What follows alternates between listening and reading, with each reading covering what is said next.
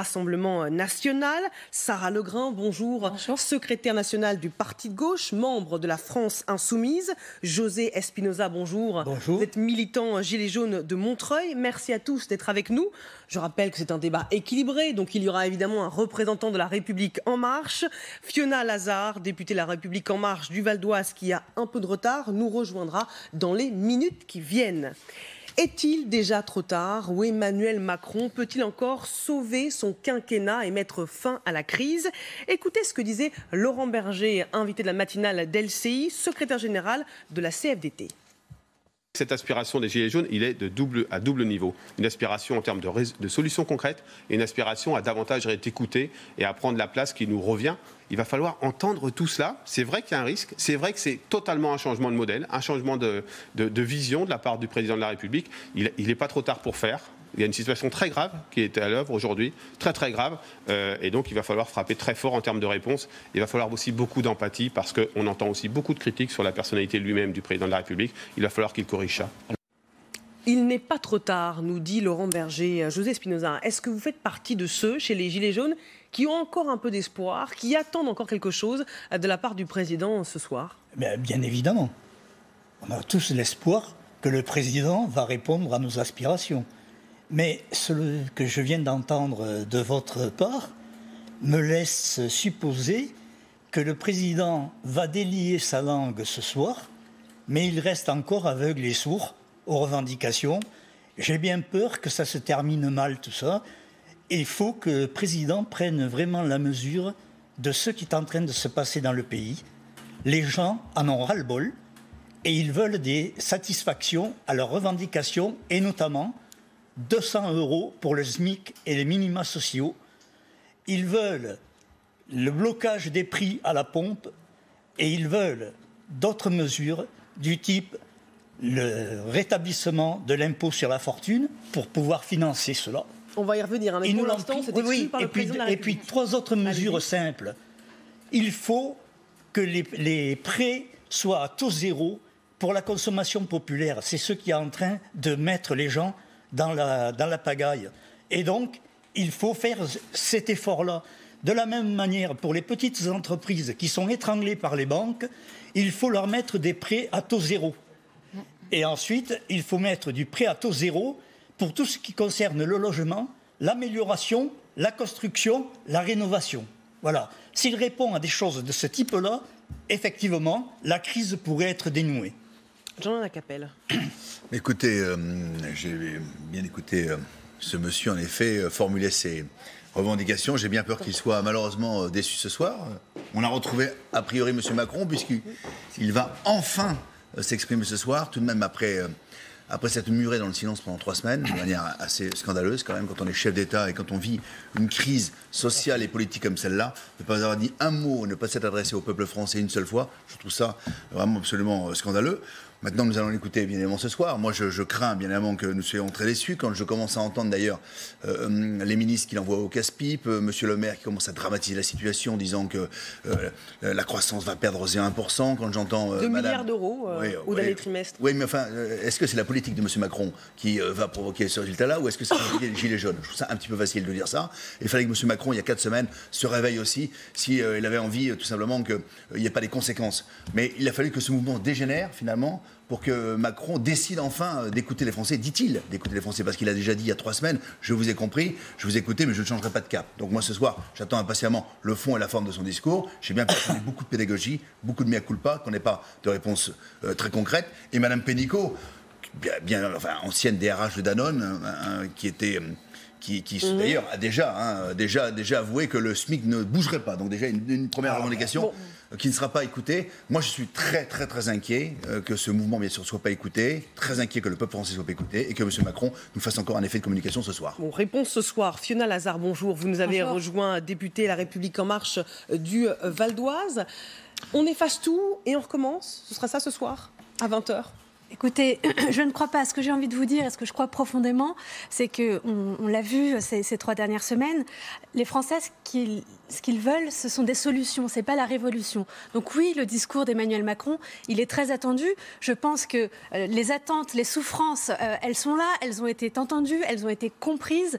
Maintenant, il y a des attentes sur ce que va annoncer le président de la République. Moi, je crois beaucoup aussi à la concertation qui va être lancée à partir de samedi et sur laquelle on va pouvoir écouter davantage les Français, les associer davantage aux propositions que nous allons mettre en place pour notre pays. Fiona Lazard, je voudrais vous faire écouter ce qu'a dit Bruno Le Maire ce matin. Il était interrogé sur RTL, le ministre de l'économie. Et vous allez me dire si vous avez compris ce qu'il a déclaré. On l'écoute. Les mots qui devront sortir de la bouche du président de la République sont d'abord des mots qui restaurent cette unité nationale et qui ouvrent une perspective pour notre pays. Et je pense que la priorité absolue, c'est cette perspective de long terme et ce récit national que nous devons retrouver. Que pouvons-nous faire ensemble? Où allons-nous ensemble? Que voulons-nous faire ensemble? Et ensuite, bien sûr, des mesures, mais des mesures qui s'inscrivent dans la cohérence de ce sur quoi le président de la République a été élu. Là, il y a des grandes phrases sur ce qu'on peut faire ensemble, des mesures qui s'inscrivent dans ce qui a été décidé pour le quinquennat. Rassurez-nous, le président sera un peu plus concret ce soir. Alors moi, je ne vois pas des grands blablas dans ce que vient de dire Bruno Le Maire. Au contraire, je crois qu'il y a un terme qui est essentiel dans ce qu'il dit, c'est l'unité nationale. Parce que je crois que trop souvent, et d'ailleurs les extrêmes s'en servent beaucoup, on oppose les Français, on oppose les villes aux campagnes, on oppose les pauvres aux riches, on oppose les uns aux autres. Il faut qu'on arrive à restaurer cette unité nationale dans notre pays. Il faut qu'on redonne confiance et qu'on arrive à réécrire ensemble une histoire commune. Sarah Lebrun.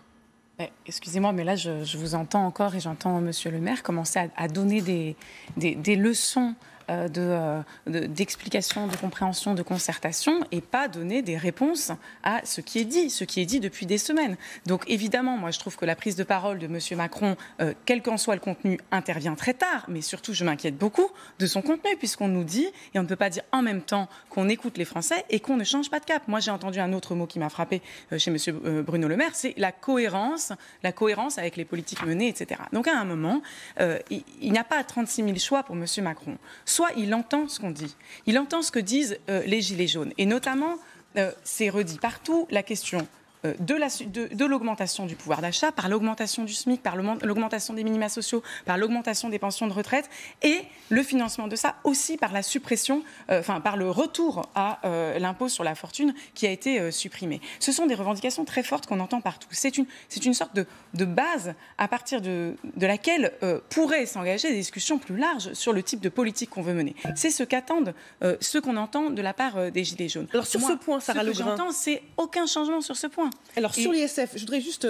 justement rappeler que si l'on ne sait pas ce que le président de la République va annoncer ce soir, on sait qu'il n'est pas question de rétablir l'impôt de solidarité sur la fortune, qui est pourtant l'une des revendications principales. Hein. Vous êtes d'accord avec moi, monsieur Espinosa. L'ISF qui rapportait 5 milliards d'euros par an et qui a été remplacé par l'IFI, l'impôt sur la fortune immobilière. Cet impôt, l'ISF, qui a été perçu comme un cadeau aux riches. Mais selon l'Institut d'études économiques Rexecode, qui est proche du patronat, depuis sa création, cet ISF aurait entraîné une hémorragie lente du capital. 500 départs par an seraient imputables, selon cet institut, à l'ISF. Et 45 milliards d'euros de pouvoir d'achat distribuables aux Français entre 1982 et 2017 sont perdus à cause de l'ISF. Fiona Lazard, est-ce que ces chiffres vont dans votre sens? C'est pour cette raison que le président de la République ne restaure pas l'ISF? Oui, je crois que ce que nous avons souhaité faire en transformant l'ISF en impôt sur la fortune immobilière, c'est bien favoriser l'investissement dans l'économie de notre pays. Et on le voit depuis 18 mois, les choses vont dans le bon sens. Il y a davantage d'investissements dans nos entreprises et ça c'est réel. Par contre, ce que je souhaite dire quand même, c'est que comme toutes les lois que nous adoptons, elles doivent être évaluées et ensuite contrôlées. Et ça, c'est le rôle du Parlement. Donc, nous avons inscrit dans la loi, lorsque nous avons adopté cette transformation de l'impôt sur la fortune, qu'il serait évalué. Nous allons, en tant que parlementaires, l'évaluer en temps voulu. Mais est-ce que, Jean-Alain Capelle, est-ce que ce n'est pas démagogique de dire il faut rétablir l'ISF quand on voit que 45 milliards d'euros de pouvoir d'achat qui auraient pu être redistribués ont été perdus? Alors, vous l'avez selon ces instituts proches du patronat, je le rappelle. Justement, vous l'avez parfaitement dit, donc pour moi la réponse est dans ce que vous venez de formuler. Ce qui est démagogique, c'est ce que vous venez de dire, madame, c'est de dire que tout va mieux. C'est de dire que cette suppression de l'ISF partielle a permis de développer l'économie. Mais vous avez vu le mouvement qu'il y a dans la rue? Vous avez vu depuis 4 semaines ce qu'il se passe? Ces millions de gens, 75%, 80% des Français soutiennent ce mouvement. Vous avez vu ces gens qui n'en peuvent plus? 50% des Français vivent avec moins de 1 500 euros par mois. Et eux, ça va mieux les choses? Vous avez 9 millions de pauvres, moins de 1 000 euros par mois. Ça va mieux pour eux les choses? On est aujourd'hui, depuis la semaine dernière, le classement a été diffusé, le premier pays champion d'Europe, le premier pays dans l'Union européenne en termes de prélèvement. Même champion du monde maintenant, champion du monde en termes de prélèvement obligatoire. 48,3% du PIB. Et ça va beaucoup mieux. Et dans votre budget, et dans votre budget 2019, madame, 40% des baisses fiscales, des cadeaux fiscaux sont attribués pas aux très riches d'ailleurs, aux très très riches.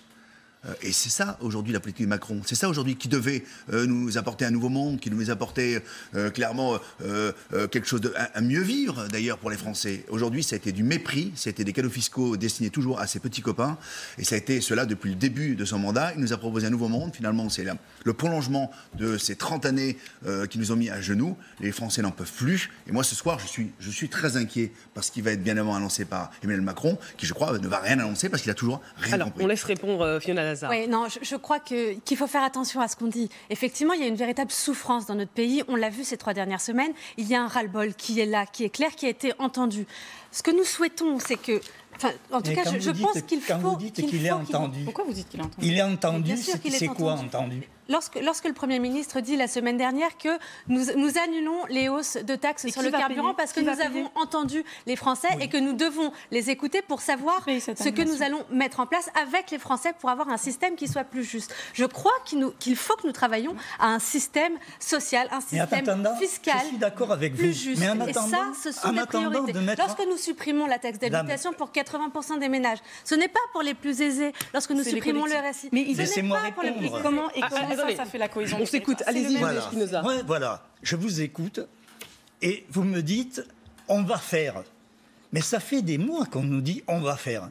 La suppression de la taxe d'habitation, c'est fait. Les cotisations salariales, c'est fait. Ce n'est pas fait. C'est encore fait, non, ce n'est pas le bon logiciel. Non, mais vous me laissez. Moi, je vous ai écouté. Donc, vous écoutez. En 18 mois, qu'est-ce que vous avez fait? Moi, je vais vous le dire, ce que vous avez fait. La première mesure, et vous n'avez pas perdu de temps. Vous avez supprimé l'impôt sur les grandes fortunes, immédiatement. Et ensuite, il y a eu tout un tas de mesures. Alors, je vais vous les décrire, parce que je pense que vous ne les saisissez pas bien. Vous avez fait la loi travail. Vous avez cassé tout le code du travail, tout ce qui est allé dans l'intérêt des gens et des travailleurs. Vous avez pris des mesures toutes antisociales. Toutes. C'est-à-dire, mais c'est pour ça qu'il y a le ras-le-bol. Pourquoi vous pensez que le ras-le-bol est venu comme ça, par hasard? Non, mais non. Le ras-le-bol, il ne date pas d'aujourd'hui, il ne date pas d'hier. Ça fait 30 ans que les Français n'en peuvent plus. Je vous ai écouté. On ne prolonge pas, on prend. Madame, je vous ai écouté. Écoutez-moi. Voilà, on ne va pas se fâcher. On discute. Donc, un débat courtois. Voilà. Donc, on est depuis 18 mois, toutes les mesures, les unes après les autres, nous tombent dessus. Et nous prennent dans nos poches pour le donner à d'autres. C'est ça que nous voulons récupérer. On ne demande pas la Lune. Ce n'est pas la Lune qu'on demande. On demande des choses précises, concrètes, qui permettraient de vivre un petit peu mieux. Et ça, vous ne l'entendez pas et vous ne voulez pas l'entendre. Et c'est ça qui est dommage. José Espinosa, si je peux me permettre, est-ce que l'équation, et vous allez nous le dire, Mme Lazare, est-ce que c'est si simple? Est-ce qu'il suffit de prendre aux riches pour donner aux pauvres? Non. Ils peuvent aussi partir, quitter le pays et ne plus être là pour aider les autres. Il y a une balance. L'économie, c'est une balance. Si vous prenez d'un côté, c'est les autres qui la gagnent. Et il faut donc rétablir, parce que la balance, elle a été dans le sens de ceux qu'on a appelés les hyper-riches. C'est Hollande qui l'a dit, c'est pas moi. Hollande a dit, c'est les hyper-riches qui ont l'argent.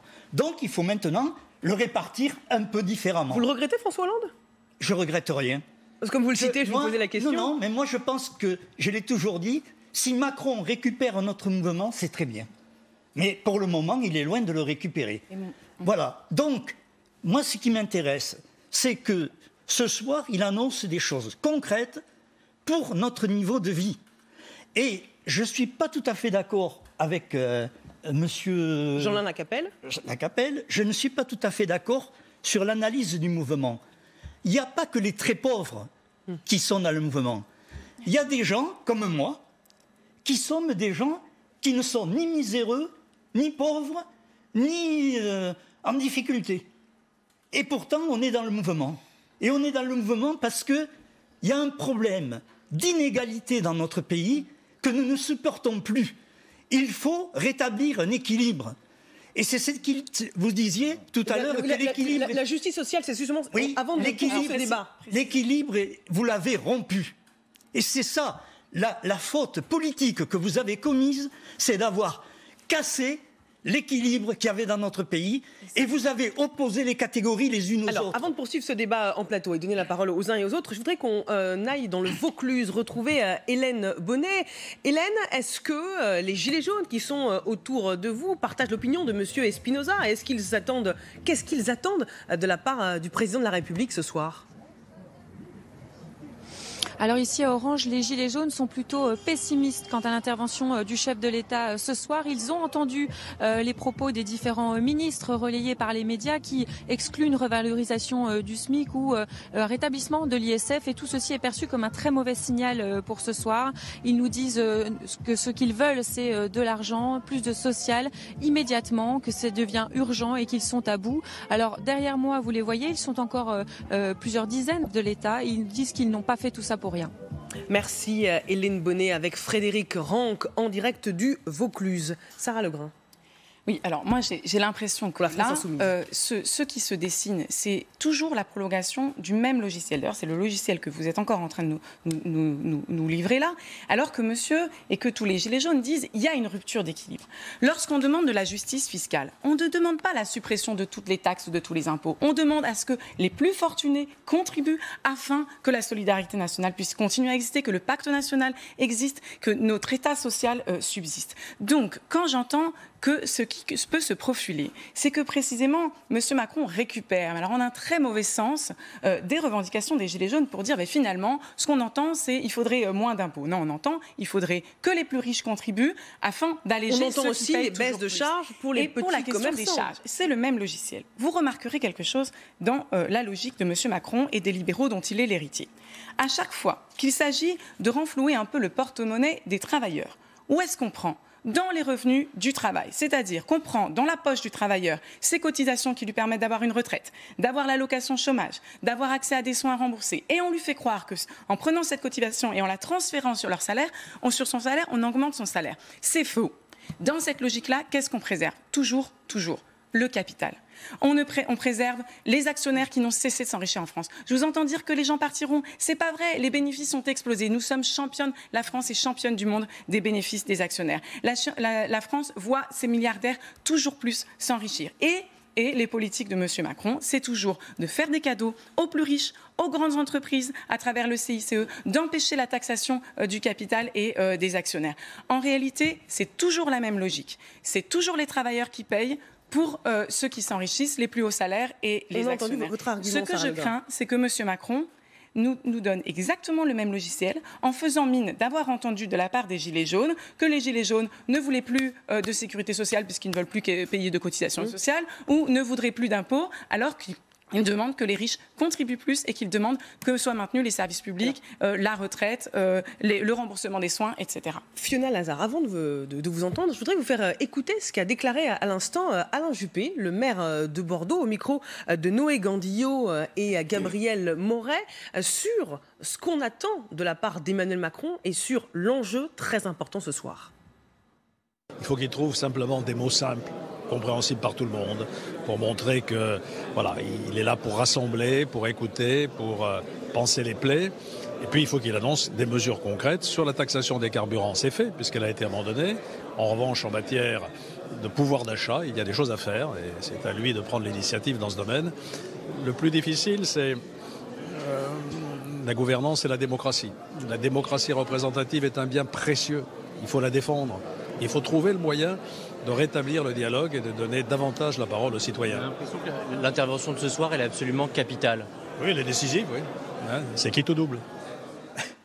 Fiona Lazare, c'est qui tout double ce soir pour le président de la République? Je pense que les termes qui tout double sont forts. En revanche, dans ce qu'il a dit sur la nécessité d'avoir un discours qui rassemble, un discours qui rassure, un discours qui va permettre d'aller vers davantage de pouvoir d'achat, je crois que là-dessus, nous partageons ce constat et que cela répondrait aux attentes des Gilets jaunes. Et puis, un point qu'il évoque et qui est capital pour moi, c'est la notion de démocratie. Comment faisons-nous vivre davantage le débat démocratique dans notre pays? Comment donnons-nous davantage la parole aux Français, aux citoyens dans le débat politique, dans le débat public? Voilà, je pense que ce sont des enjeux qui sont essentiels. On a une réforme donc ça veut de la dire qu'il y aura des Constitution mesures qui pourraient être annoncées sur la démocratie ce soir. Alors, je ne sais pas s'il y aura des mesures sur la démocratie annoncées ce soir, mais déjà, lorsqu'on voit qu'il va y avoir cette concertation pendant 3 mois, c'est déjà un signe fort de remise dans le débat. Vous rappelez que Emmanuel Macron a été élu après une campagne qui a duré une douzaine de mois, où il a fait des tas de promesses sur notamment la représentation démocratique. Que vous êtes au gouvernement depuis 18 mois, d'accord? Ça fait déjà une longue période sur laquelle vous auriez pu déjà prendre des décisions. Il y a 3 choses sur lesquelles, bien sûr, les Français vont l'attendre. Le pouvoir d'achat, on en a parlé, on pourra parler des solutions, parce que c'est une question de choix politique. Il ne s'agit pas d'augmenter et de développer la dette publique, il suffit de faire des bons choix. Il y a plein de choix à faire, il y a plein... Gouverner, c'est prévoir. Il y en a un certain nombre qui ont déjà été faits. Écoutez, non, pour l'instant, ça n'améliore pas le pouvoir d'achat de demain des Français. Vous êtes simplement en train de reporter des hausses, d'accord? Donc le moratoire de 3 mois, il est passé à 6 mois, puis il passe à 12 mois. La taxe d'habitation, c'est fait. La taxe d'habitation, c'est fait. Les taxes sur le carburant, madame, dont on parlait, c'est ça l'annonce qu'a fait M. Macron l'autre jour avec son gouvernement. Elle n'est que reportée de 12 mois. Donc finalement, elle est annulée. Elle est annulée, c'est ce qui a été annoncé. Oui, elle est annulée sur l'année 2019, d'accord? Elle n'est pas annulée sur les années... Elle est annulée. Les budgets se font d'une année sur l'autre. Elle est annulée. Ce sont les collectivités territoriales. Il y a un point sur le pouvoir d'achat.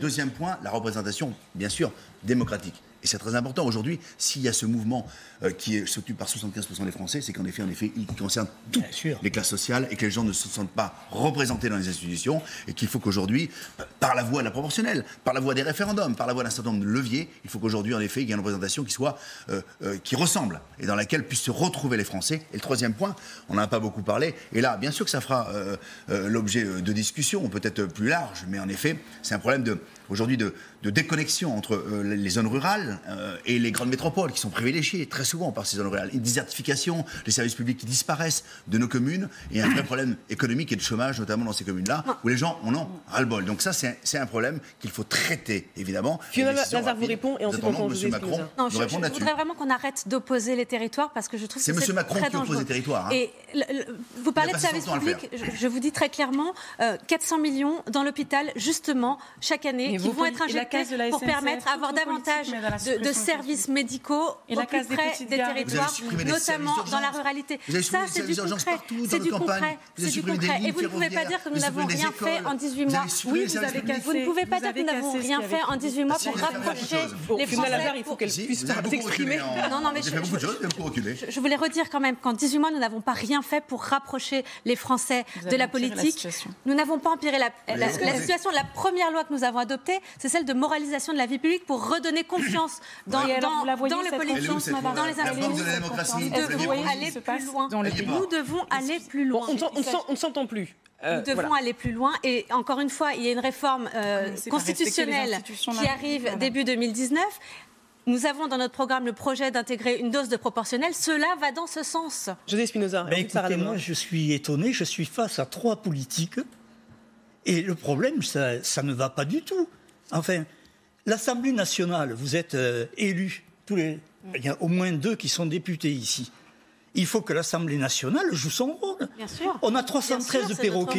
Il y a 313 perroquets, excusez-moi. Je n'ai pas le sentiment d'être un perroquet. Écoutez, je vous mets dedans parce que vous aussi, vous distribuez les éléments de langage.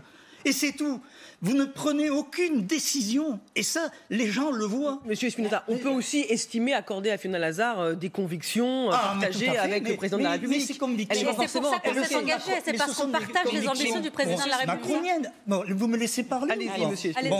Donc, il faut que le Parlement joue son rôle. Les députés doivent faire les lois. Ce n'est pas au gouvernement et pas à Macron de les faire. Or, ce que nous assistons depuis 18 mois, c'est que c'est M. Macron qui fait tout. Il s'est mis en avant, en première ligne. C'est pour ça d'ailleurs qu'il est attendu ce soir, parce que c'est lui qui a dit « Si vous n'êtes pas content, venez me chercher ». Eh bien, il va falloir qu'il s'explique. Et donc, il est devant un problème majeur. Soit il comprend, il répond favorablement aux revendications que les Gilets jaunes ont posées, soit, eh bien, les Gilets jaunes passeront Noël sur les ronds-points et sur les barrages ou dans les manifestations. Ça veut dire que vous êtes prêt à un acte 5, 6 ? Vous irez jusqu'au bout. Vous êtes prêt à un acte 5, 6 à Montreuil, je pense que les gens vont voter ce soir l'acte 5.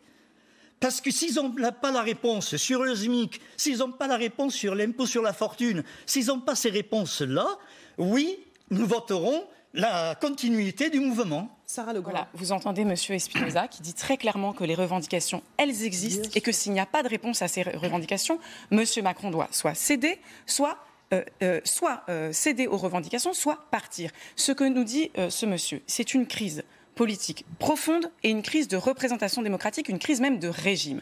Il n'est pas normal, il a raison de le souligner, que 80% des Français s'opposent à la politique d'Emmanuel Macron et que 60 à 70% des députés qui sont censés les représenter à l'Assemblée nationale soient d'accord avec cette politique de M. Macron. Mais Sarah Legrand, ça veut dire que maintenant, il faut faire ses preuves en 18 mois et si en 18 mois ça ne marche pas, c'est pas une histoire de faire ses preuves. Il y a un désaccord profond avec les politiques qui sont menées, effectivement, par M. Macron et par une majorité qui est à la solde de M. Macron. C'est ce que l'on a pu voir tous ces derniers mois, avec chez M. Macron un usage de la Ve République qui est vraiment poussé à son extrême.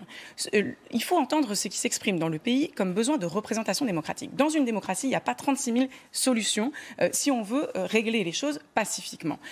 Il y a le recours aux urnes qui permettrait à l'ensemble des Français d'être représentés au sein d'une Assemblée nationale. Maintenant, il y a aussi des perspectives plus larges qui sont comment faire pour sortir d'un système qui est totalement présidentiel, d'un régime, monsieur l'a dit, où en fait le président décide et a un parlement Sarah qui Legrand, est une chambre dans le programme de Jean-Luc Mélenchon de la France Insoumise, et c'est un programme que les Français n'ont pas choisi en majorité. Précisément. Alors, justement, on parlait des conditions dans lesquelles a eu lieu cette élection de monsieur Macron. Monsieur Macron était le premier à dire qu'il est arrivé au pouvoir par effraction. Quand on arrive au pouvoir par effraction, on écoute ce que les Français ont à dire. Depuis des mois, sa politique ne fait que agglomérer, fédérer le peuple contre lui, contre cette politique, contre ses logiques, parce qu'il ne fait que continuer toutes les logiques qui ont déjà excédé les Français ces dernières années, en ayant en plus vendu le nouveau monde, la nouvelle démocratie, etc. etc. On arrive vraiment dans une crise de régime maintenant qu'il serait de bon ton vraiment d'entendre.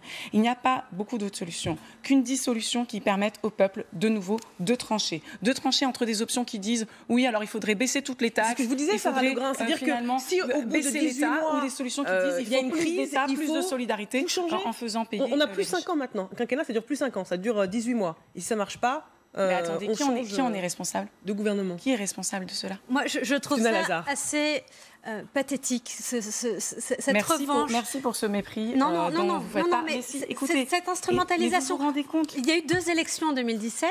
Jean-Luc Mélenchon n'a pas été élu. Mais je n'ai pas parlé de Jean-Luc Mélenchon. Jean-Luc Mélenchon n'a pas été élu. Des Gilets jaunes. Vous et les entendez? députés de la majorité. Mais bien sûr qu'on entend l'expression des Gilets jaunes. Mais vous l'instrumentalisez. Vous entendez ce qu'ils disent? Vous ne nous représentez pas. La difficulté, c'est à vous, la difficulté des Gilets jaunes, tout cela nous l'entendons et nous devons apporter des solutions. Tout cela, nous en sommes d'accord. En revanche, lorsque vous dites que Emmanuel Macron doit céder aux revendications ou partir, lorsque vous évoquez une dissolution, permettez-moi de le dire, mais vous voulez rejouer le match de 2017. Attendez, les élections ont eu lieu.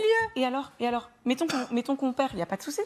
Ça s'appelle la démocratie, madame. Mais c'est pas les une élections histoire de sont tous les 5 ans. Pourquoi voulez-vous? Alors voilà, c'est votre conception de la démocratie et de la Ve République. C'est tous les 5 ans, les citoyens sont amenés à se prononcer. Ils veulent pas de Marine Le Pen et ils ont de bonnes raisons de pas vouloir d'elle. Bon, donc du coup, ils votent pour M. Macron et une bonne partie d'entre eux s'abstiennent. C'est ça votre conception de la démocratie. Excusez-moi de vous dire qu'on peut imaginer une autre conception. C'est la raison pour laquelle la première loi que nous avons votée est celle de moralisation de la vie politique pour justement redonner confiance. Avec l'affaire Benalla dans la foulée, c'était vraiment ça a donné confiance à tout le monde. Nous devons aller plus loin. Il y a encore beaucoup de choses à faire. Nous sommes là depuis 18 mois. Nous avons encore beaucoup de choses à faire. Nous avons du pain sur la planche pour redonner confiance, pour remobiliser les citoyens. Non, vous comprenez pas que là, on vous demande un changement de là à de dire cap.